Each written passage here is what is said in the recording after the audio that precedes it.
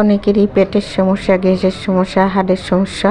তো বেগুন ভাজতে তেল অনেক বেশি লাগে এবং দেখা যায় যে বেগুনে তেল বেশি ঢুকে যায়, সেজন্য অনেকে বেগুন ভাজা খেতে পারে না।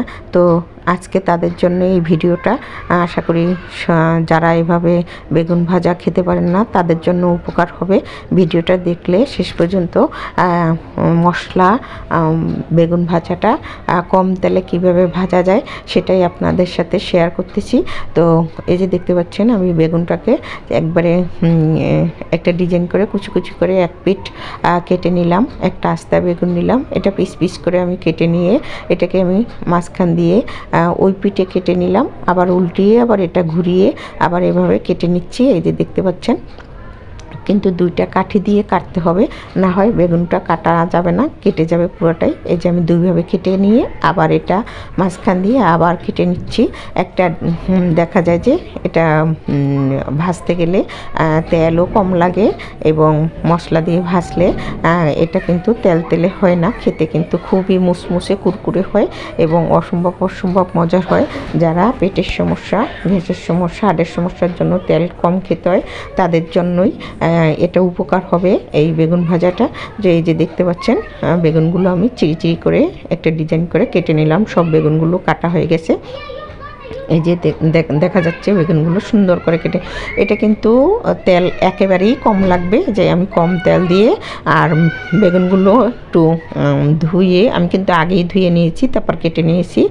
তারপরে বেগুনগুলোর মধ্যে আমি কি কি মশলা দিলাম সেটা হয়তো দেখানো হয় না, আমি বলে দিচ্ছি। এখানে কিন্তু হলুদের গুঁড়া, মরিচের গুঁড়া, এখানে কিন্তু চাউলের গুঁড়া দিইনি, আমি একবারে শুধু মশলা দিয়ে একটু বিট লবণ, একটু সাদা লবণ, একটু ধনিয়া জিরার গুঁড়া, একটু দারচিনি, এলাচির গুঁড়া মশলাযুক্ত, সেজন্য বললাম অল্প অল্প করে, যাতে ঘ্রাণটা ভালো আসে সেজন্য অল্প অল্প করে একটু একটু করে দিয়ে ভালো করে আমি এই সবগুলো বেগুনের মধ্যে ঢুকিয়ে দিলাম অল্প অল্প করে। এখানে চালের গুঁড়া না দিয়ে এখানে কিন্তু গোলমরিচের গুঁড়োও ছিল এবং দেখা যায় যে বেগুনগুলোর মধ্যে আমি ঢুকিয়ে ভাজা বসাইছি অল্প একটু তেল দিয়ে। এখন যে তেলটা আমি তাপ কম দিয়ে ভাজা বসাইছি, যেই তেলটা দিয়ে দিলাম ফ্রাই প্যানে, এখন দেখতে পাচ্ছেন তেলগুলো বের হয়ে যাচ্ছে। এই যে বেগুন থেকে বের হয়ে যাচ্ছে, তেলটা কিন্তু ভিতরে বেশি থাকে না, আস্তে আস্তে তাপ দিয়ে ভাজতে হবে একটু। এই যে বেগুন থেকে তেলগুলো বের হয়ে যাচ্ছে, আর এই একবারের তেলেই সব বেগুনগুলো ভাজা যাবে। যে দেখতে পাচ্ছেন বেগুনগুলো কিন্তু ভাজা হয়ে গেছে, তেল কিন্তু অনেকগুলোই বের হয়ে গেছে।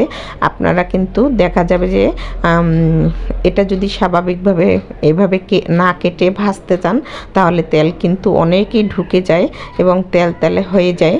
আমার এটা ভেঙে গেল। আর এভাবে করে ভাজলে তেলটা বের হয়ে যায়, কুচি কুচি করে কেটে এই তেলটা কিন্তু ভিতরে থাকে না, বের হয়ে যায়। আর এই তেলটা বের হয়ে গেলে কিন্তু আমাদের অনেকেরই খেতে সমস্যা হয় না, কারণ অনেকেই তেল খেতে পারে না, গ্যাসের সমস্যা, হার্টের সমস্যার কারণে। এই যে ওই তেলেই আমি আবার বাকি বেগুনগুলো ভেজে নিয়েছি। আবার এই বেগুনগুলো ভাজার পরেই আবার এটার মধ্যে থেকে অল্প অল্প করে তেল বের হতে থাকবে। এই যে দেখতে পাচ্ছেন। তো এভাবে করে আমি অল্প তেল দিয়ে একবারে একটু করে প্রথমেই দেখেছেন যে আমি কতটুকু তেল দিয়ে উল্টি পাল্টি করে ফ্রাই প্যানে ভেজে নিলাম। তো এই অল্প তেলে ভাজলে কিন্তু খেতে সমস্যা হয় না, আর খেলেও অনেকের সমস্যা হয় না। এভাবে আপনারা এই শীতকালে মশলাযুক্ত এই যে তেলগুলো আমি চেপে চেপে চেপে চেপে বের করে দিচ্ছি। আর এভাবে কিন্তু ভাজলে কিন্তু বের হবে না। তো বেগুনগুলো আমার ভাজা হয়ে গেল, গরম ভাতের সাথে কাঁচামরিচ দিয়ে খেতে কিন্তু অসম্ভব ভালো হয়। তো আমার বেগুন ভাজার রেসিপিটা, মশলাযুক্ত বেগুন ভাজার রেসিপিটা কেমন হলো সবাই কমেন্ট করে জানাবেন। আশা করি সবার উপকার হবে। খুবই কিন্তু মুসমুসে হয়েছে আর খেতে কিন্তু অসম্ভব মজার হয়েছিল। এই মশলা বেগুন ভাজাটা সবার জন্য উপকার হবে। তো বেগুন ভাজার রেসিপিটা দিয়ে আপনাদের সাথে শেষ করলাম। আবার নতুন কোনো ভিডিও নিয়ে আপনাদের সাথে কাছে আসবো।